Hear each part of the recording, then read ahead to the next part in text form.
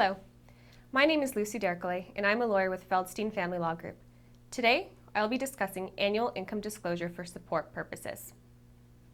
When children are involved in a family law matter, one of the major issues to resolve is the amount of child support payable for them.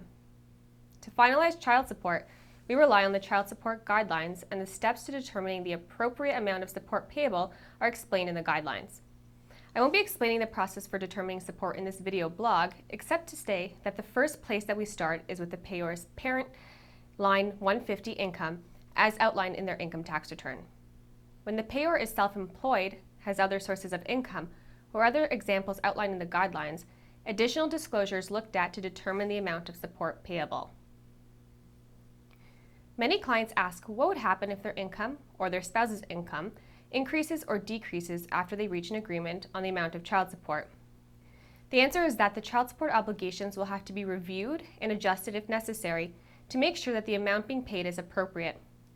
Of course, this would mean that in order to determine the appropriate amount, the relevant financial disclosure would have to be exchanged again for the appropriate period.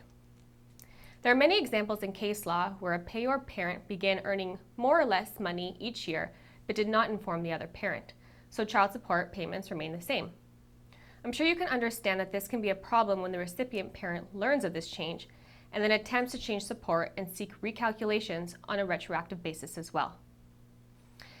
It is for this reason that the guidelines state that where a court order is in place with respect to child support, when income or financial information is used to determine the amount of support payable, every year the relevant income information must be provided to the other party so that child support can be determined. While this is a good provision to have, two problems can arise. The first being that the parties still don't exchange their income information on a yearly basis. The second is that the language of the guidelines does not seem to extend to child support arrangements in place as part of a written separation agreement.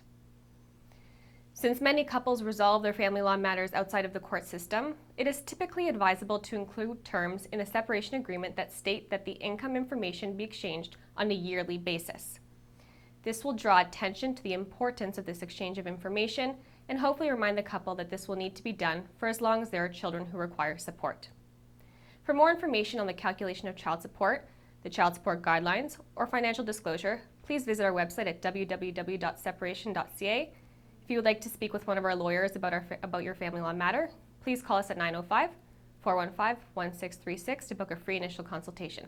Thank you for watching.